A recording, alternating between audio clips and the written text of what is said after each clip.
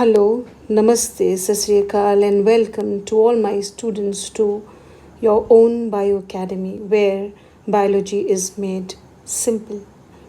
Today, we are going to start with the next topic of the chapter 1 Living World, that is nomenclature. Nomenclature.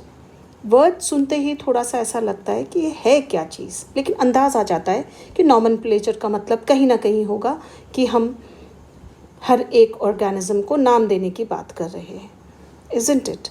Now if you see this nomenclature, हर व्यक्ति जब इस दुनिया में आता है, कोई भी व्यक्ति इस दुनिया में जब पहली बार आता है और जब उसे समझ में आने लगती हैं चीज़ें, वो बच्चा अपनी पहचान चाहता है. हर ऑर्गेनिज्म अपनी पहचान चाहता है. मेरा नाम क्या है, मैं कौन हूँ, सबसे पहला शब्द आता है मैं कौन हूँ, मेरा नाम क्या है. और ऐसे कंडीशन में अगर आपके पास कोई नाम नहीं है, आपकी पहचान नहीं है, तो वो बंदा बिल्कुल डीमोरलाइज हो जाता है. इसका मतलब है कि नाम आपको एक पहचान देता है एंड आपको ज़िंदा रहने की एक ताकत देता है. Because human beings are the organisms which have well developed brain. हमें सोचने समझने की ताकत इतनी ज़्यादा है. We are the conscious animals, very conscious animals.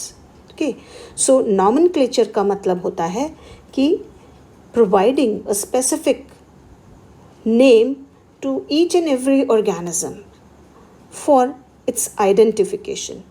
To maintain its identity, उसकी पहचान बनाने के लिए उसको एक नाम देने की प्रथा को नॉमेनक्लेचर कहा जाता है.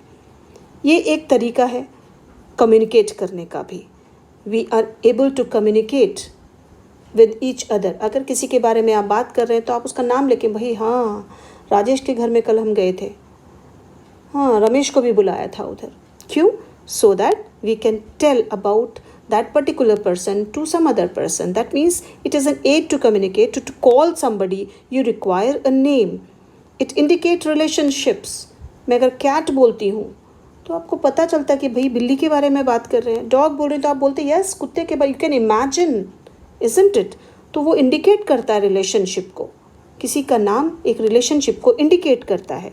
अब ये नाम दो तरह के होते हैं, vernacular names and scientific names. Vernacular names वो नेम है जो बहुत पहले से हमारे पूर्वजों से ये नाम चले आए हैं, और ये नाम लोकल पीपल अपने लोकल लैंग्वेज में हर ऑर्गेनिजम्स को दे देते हैं.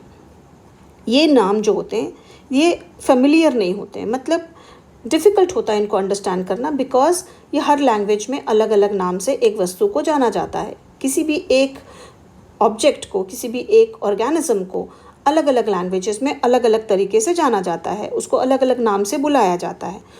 तो एंड कभी कभी किसी किसी लैंग्वेज में तो उस बंदे को नाम ही नहीं दिया जाता है, उसको नाम ही नहीं पता होता कि उसको बोलते क्या है इस लैंग्वेज में. तो इसका मतलब ये नॉन यूनिवर्सल हैं, नॉन कम्युनिकेटिव हैं. अगर दुनिया के किसी कोने में अगर हमको किसी फॉरेनर को कुछ बताना है और हमको अगर वो नाम ही उसके लैंग्वेज में नहीं मालूम है, तो हमें बहुत डिफ़िकल्ट हो जाता है कि उसके बारे में हम उसको कैसे बताएं. तो they are non universal, non communicative. जैसे कि फॉर एग्जांपल रोज़, यहाँ पे देख रहे हो पिक्चर में रोज़ है. रोज़ जो है ये गुलाब, हिंदी में गुलाब बोलते हैं, इंग्लिश में रोज़ बोलते हैं, बंगाली में हम उसको गोलाब बोलते हैं, तमिल में उसको राजोपा बोलते हैं. मतलब अलग अलग नाम से ये जाना जाता है. जैसे स्वीट पोटैटो है, स्वीट पोटैटो को इंग्लिश में स्वीट पोटैटो है, मराठी में रताड़ू है, हिंदी में शकरकंदी है, बंगाली में मीठा आलू बोलते हैं, या अगर तमिल में जनसू या कंदमूल बोला जाता है. ठीक है, जनसू इज़ इन तमिल लैंग्वेज, कंदमूल भी बोला जाता है गुजराती लैंग्वेज में. तो इसका मतलब है ये अलग अलग जगहों पे अलग अलग नाम से जाना जाता है. अगर मैं वियोला बोलती हैं, जो पैंसी फ्लावर्स होते हैं, ये वियोला, ये 50 इंग्लिश नेम है. मतलब इसके अलग अलग जगहों पे अलग अलग नाम से 50 नाम है इसके. सोचो आप, मैंगो को संस्कृत में 50 नामों से जाना जाता है.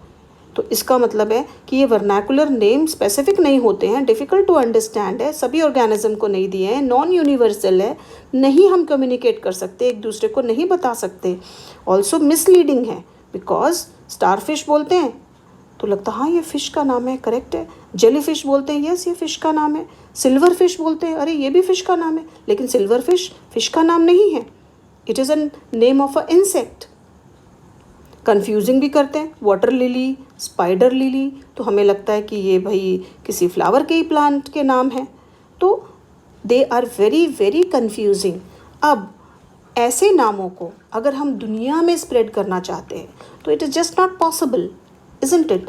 तो इस चीज़ को, इस डिफ़िकल्टी को ओवर करने के लिए हमने या साइंटिस्ट लोगों ने डिसाइड किया कि इनको एक प्रॉपर ऑर्गेनाइज्ड तरीके से नाम दिए जाए हर ऑर्गेनिज्म को, ताकि दुनिया के किसी कोने में भी अगर ये किताब खोली जाए तो उसमें उसका नाम उसको मिल जाए, जो कॉमन नेम है all over the world and it is a scientifically accepted name. Okay, अब यहाँ पे मैंने एग्जांपल दिया हुआ है, देखो यहाँ पे एक बेचारी बिल्ली नज़र आ रही है, देखो हिंदी में इसको बिल्ली बोलते हैं, रशियन में इसको कॉट बोलते हैं, इंग्लिश में कैट बोलते हैं, चाइनीज़ में मेओ बोलते हैं, फ्रेंच में चैट बोलते हैं, और स्पेनिश में गेटो बोलते हैं, क्वैट बोलते हैं अराबिक में। मतलब बेचारी हम पहचान ही नहीं सकेंगे कि असली नाम इसका क्या है, लेकिन जब हमने इसका साइंटिफिक नेम रखा तो इसका नाम है फेलिस डोमेस्टिकस। ओके, तो साइंटिफिक नेम अगेन क्यों रखा भाई, किस लिए? To overcome the difficulties of vernacular name. जो कॉमन नेम हमने अभी भी देखा, उन डिफ़िकल्टीज़ को हमने ओवरकम करने के लिए नाम रखने की एक साइंटिफिक नेमिंग की एक प्रथा चालू की, और this name is scientifically given by the biologist and the scientist. Okay, ये जो नेम थे they were based on some rules and criterias। ऐसे ही नहीं रख दिए गए, इनके पीछे कुछ रूल्स हैं, रेगुलेशंस हैं, प्रिंसिपल्स हैं, उनको फॉलो किया गया, और ये रूल्स यूनिवर्सली एक्सेप्टेड नेम थे। जिन रूल से इन नाम को लिखा गया, these names way universally accepted. But यहाँ भी नेमिंग सेरेमनी दो तरीके से की गई, एक थी बायनोमियल नॉमेनक्लेचर, दूसरा था ट्राइनोमियल नॉमेनक्लेचर। बायनोमियल नॉमेनक्लेचर तो समझ सकते हो कि 2, ट्राइनोमियल मतलब 3। लेट्स सी कि ये बायनोमियल नॉमेनक्लेचर क्या है और ये ट्राइनोमियल नॉमेनक्लेचर होता क्या है। Okay, so let's go to the next part. अब before we go to the binomial nomenclature, इनके कॉन्ट्रीब्यूशंस हम देख लेते हैं कि भाई किसने किसने अपना अपना कॉन्ट्रीब्यूशन दिया। ज़रूरी है, इतनी सारी चीज़ें की है, उनका नाम कहीं ना कहीं तो आना चाहिए, कुछ तो उनको श्रेय मिलना चाहिए, बंदों ने इतना काम किया है, इज़न्ट इट। तो पहली बार ये जो बायनोमियल नॉमेनक्लेचर का प्रपोजल था, ये दिया था कैस्पर बोहेन ने इन द बुक कॉल्ड पिनैक्स इन 1623। 1623 में कैस्पर बोहेन ने पिनैक्स नाम की ये बुक लिखी थी, एंड उन्होंने इस बुक के अंदर सभी के बारे में लिखा था, जो भी वो कुछ बता सके। प्रपोजल था कि बायनोमियल नॉमेनक्लेचर कैसे होना चाहिए, क्या होना चाहिए, उनका आइडियाज़ तो सारे उन्होंने पिनैक्स में लिखी।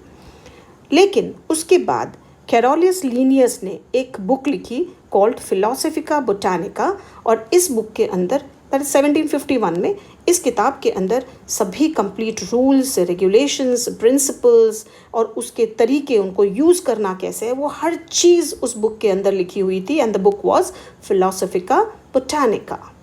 उसके बाद आया कि पहली बार इस बायनोमियल नॉमेनक्लेचर को यूज़ कब किया गया। पहली बार कैरोलस लीनियस ने ही एक किताब लिखी जिसमें पूरे प्लांट्स के बारे में था।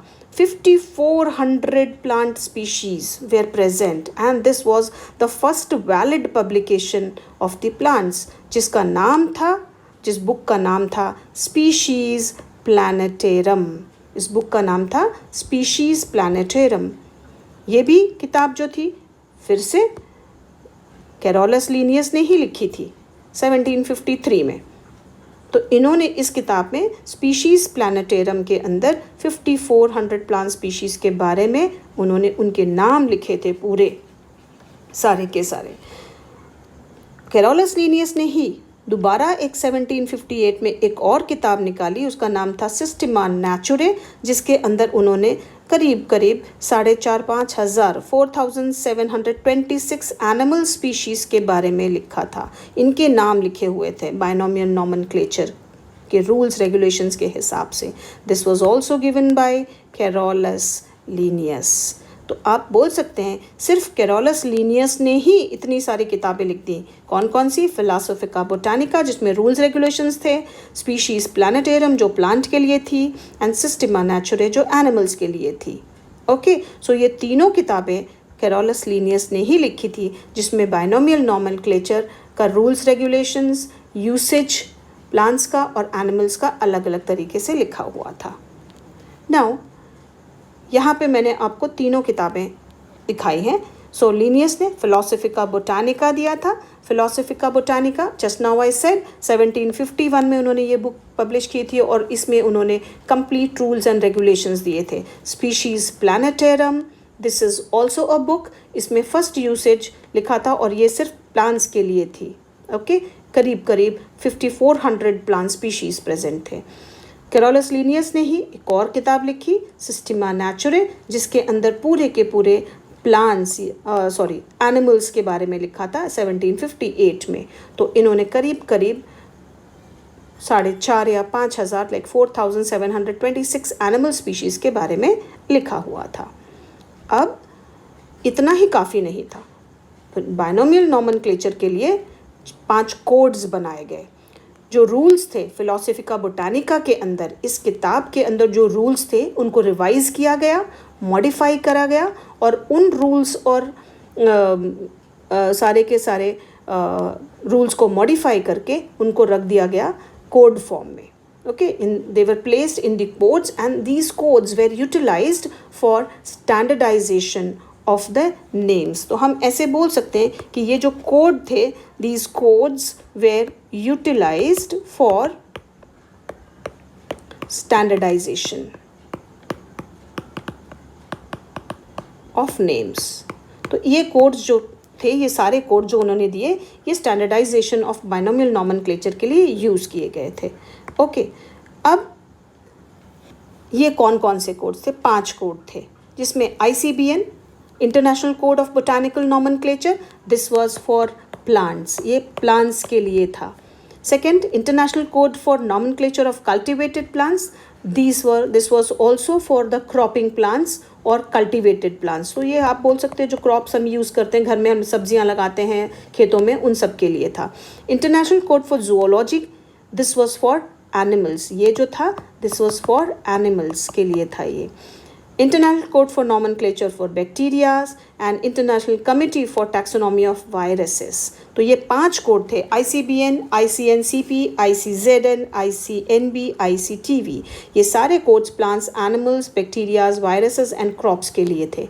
इनमें से आपको अगर क्वेश्चन आता है तो you should be able to see कितने 5 कोड में से कितने कोड्स जो थे वो यूकैरियोट्स के लिए थे। So first 3 codes are there for eukaryotes, that is first, second and third codes are for eukaryotes, and prokaryotes के जो that is 4th and 5th codes are for prokaryotes, that is bacteria and viruses। अब ये जो binomial nomenclature था, this was given by Carolus Linnaeus। he is also known as the father of the nomenclature or binomial nomenclature। यहाँ पर 76 rules और articles थे जिसके हिसाब से बाइनोमियल नॉमेनक्लेचर को दिया गया था। ओके, बाइनोमियल नॉमेनक्लेचर में सबसे फर्स्ट थी कि ये जो नाम लिखे गए थे ये ग्रीक और लैटिन लैंग्वेज में लिखे गए थे। इसमें बाइनोमियल नॉमेनक्लेचर का मतलब है 2, तो इसका मतलब है इसके इस नाम में 2 वर्ड्स थे। पहला word we call it as genus और it is called as generic name, इसको जीनस और जेनेरिक नेम बोलते हैं फर्स्ट वाले को। सेकंड वाला जो वर्ड है that is called as species epithet, दूसरा पार्ट जो है that is called as species epithet. Okay, जो जेनेरिक नेम है, जीनस है, it is always started with the capital letter and जो सेकेंड पार्ट है नाम का वो हमेशा स्मॉल लेटर से स्टार्ट किया जाता है। फर्स्ट वाला लेटर जीनस कैपिटल से क्योंकि वो प्रॉपर नाउन है, और सेकंड वाला जो है that is a descriptive adjective, इसलिए उसको स्मॉल लेटर से ही लिखा जाता है, स्टार्ट किया जाता है। ये नाम अगर हमने हैंड रिटन है तो they should be written and underlined properly, वहाँ पे अंडरलाइन होना चाहिए। एंड अगर ये प्रिंटेड है तो ये इटैलिक्स में लिखे जाएंगे, रनिंग हैंड राइटिंग में लिखे जाएंगे।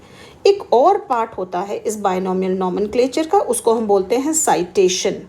अब ये जो साइटेशन है ये कंपलसरी नहीं होता है, ये है उस साइंटिस्ट का नाम, उस बायोलॉजिस्ट का नाम है या उस पर्सन का नाम जिसने वो बायनोमियल नॉमेनक्लेचर, वो नाम उस ऑर्गेनिज्म को दिया है, उसका अधिकार होता है, इसलिए उसका नाम हम लास्ट वर्ड में जोड़ सकते हैं। जैसे मैंगो का मैंने यहाँ लिखा हुआ है मैंगोफेरा इंडिका, तो Mangifera indica, so I have written here Mangifera, this is the genus, and indica started with a small letter, this is the species, and lin I have written here, this is called as the citation, इसको बोलेंगे citation because this is the name of the scientist, zoologist, biologist or the person who has given this name। तो इसको बोलते हैं generic name पहला वाला, second वाला is species epithet or specific epithet or species, and this is called as the citation. ये compulsory नहीं है, ये पार्ट ऑप्शनल है, आपको करना है लिखना है तो लिखिए, नहीं लिखना है तो नहीं लिखिए, लेकिन ये जो फर्स्ट पार्ट है, सेकंड पार्ट है, वो कंपलसरी पार्ट है। Okay, so genus and species, generic name and specific epithet both are compulsory. Limit भी दी हुई है, इन नंबर्स को लिमिट दी हुई है, कम से कम 3 लेटर से 13 लेटर तक की लिमिट है, उससे ज़्यादा नहीं होना चाहिए और 3 से कम नहीं होने चाहिए। Okay, so will go to the next one. अब एक और चीज़ फॉलो होती है इसमें, जब हम नाम लिखते हैं या किसी को भी नाम दिया जाता है, जब हम नाम देते हैं तो कई बार ऐसा होता है कि नाम देते वक्त, जैसे अगर किसी एक बंदे ने नाम दे दिया है उस ऑर्गेनिज्म का और एक और बंदे ने उसका नाम दे दिया है, और दोनों नाम एक ही चीज़ के लिए दिए गए, जैसे कि यहाँ पर एग्जाम्पल में मैंने दिया हुआ है फंगस है, फंगस को 2 नाम मिल गए हैं, एक है अल्बिगो कैंडिडा, दूसरा है सिस्टोपस कैंडिडा। तो फंगस को अब क्वेश्चन है कि कौन सा नाम करेक्ट नाम दिया जाए, तो दिस इज़ एक रूल बनाया गया कि प्रिंसिपल ऑफ प्रायोरिटी के हिसाब से हम उसको नाम देंगे, मतलब जो पहला नाम होगा वही नाम करेक्ट नाम रखेंगे, और जो सेकंड नाम होगा उसको सिनोनिम बोलते हैं, and it will go to some other organism या किसी और को दे दिया जाएगा। Fine, so Albugo candida was the name given to the fungus, correct name बोला, और जो दूसरा वाला था दैट इज सिनोनिम लेटर। ठीक है, so later it was called as the synonyms. Synonym मतलब जो करेक्ट नाम नहीं है, उसके जैसा है। अब आते हैं थोड़ा सा, will see about trinomial nomenclature. Trinomial nomenclature Lamarck ने दिया था, एंड इसमें 3 वर्ड्स थे, जेनेरिक नेम, स्पीशीज़ एंड सब स्पीशीज़। 3 चीज़ें थी, जेनेरिक नेम, स्पीशीज़ एंड सब स्पीशीज़, ये 3 थे ट्राइनोमियल नॉमेनक्लेचर के अंदर। एंड वैरायटी यूज़ करते थे, स्पीशीज़ फॉर एनिमल्स हमने यूज़ किया और वैरायटी फॉर प्लांट्स हम यूज़ करते हैं, सब स्पीशीज़ की जगह पे वैरायटी आ जाएगा। एग्जाम्पल बताती हूँ आपको, जैसे कि Indian crow, this Indian crow is known as Corvus splendens splendens, तो ये हुआ जेनेरिक नेम, ये हुआ स्पीशीज़ और ये है उसकी सब स्पीशीज़। गोरिल्ला में तीनों ही सेम है, एंड कैबिज में brassica, generic name, species and सब स्पीशीज़। अगर स्पीशीज़ एंड सब स्पीशीज़ सेम है तो उसको बोलते हैं ऑटोनिम्स। स्पीशीज़ एंड सब स्पीशीज़ अगर सेम है तो यहाँ पे देखो कहाँ पे सेम है, you can see in crow, crow के अंदर स्पीशीज़ स्प्लेंडस है एंड सब स्पीशीज़ भी स्प्लेंडस है, तो ये वाला जो पार्ट है this will be called as autonyms. यहाँ पे दोनों ही चीज़ें सेम हैं, स्पीशीज़ एंड सब स्पीशीज़ दोनों सेम है तो इसको बोलेंगे ऑटोनिम। अगर जीनस एंड स्पीशीज़ सेम है तो हम उसको बोलेंगे टॉटोनिम्स। तो यहाँ पे आप देख सकते हो गोरिल्ला के अंदर, गोरिल्ला में जीनस भी गोरिल्ला है और स्पीशीज भी गोरिल्ला है, तो इसको हम बुलाएंगे टॉटोनिम्स। ओके, तो नेक्स्ट थिंग, कभी कभी एक ही ऑर्गेनिज्म को दो नाम दे दिए जाते हैं, मतलब सॉरी, एक ही नाम दो ऑर्गेनिज्म को दे दिया जाता है, एक ही नाम। ओके, अगर ऐसी कंडीशन आ जाती है तो ऐसे टाइम पर हम उसको बोलते हैं होमोनिम्स। तो होमोनिम्स, एक example I will just give you कि Prunus डल्सिस was the name that was, Prunus dulcis was the name that was given to almond, almond को, बादाम को दिया था। Prunus dulcis was given to almond, okay, and plum को भी वही नाम दे दिया गया। तो बादाम और प्लम दोनों को ही Prunus dulcis बोलते थे, बट लेटर ऑन उन्होंने क्या किया, ये होमोनिम्स है बिकॉज ये दोनों को, आलमंड को भी और प्लम को भी Prunus dulcis बोला है। तो इसका मतलब ये क्या हुआ, this is a type of homonym because it is having एक ही नाम दो ऑर्गेनिजम्स को दिया हुआ है, वो दो चीज़ों को। जैसे अब यहाँ पे I will just tell you here, तो यहाँ पे आप देखो कि प्रूनस डल्सिस, ये नाम किसको दिया, दो लोगों को दे दिया है, that is it is given to almond, बादाम को भी दिया हुआ है और प्लम को भी दिया हुआ है। तो इसको बोलते हैं, this is called as homonym, एक ही नाम दो ऑर्गेनिजम्स को, ठीक है। बाद में आलमंड को प्रायोरिटी के हिसाब से प्रूनस डल्सिस दे दिया गया और प्लम को दूसरा नाम दिया गया बाद में। Okay, it was given a different name, Prunus domestica बोला गया इसको बाद में, प्लम को प्रूनस डोमेस्टिका बाद में नाम दिया गया।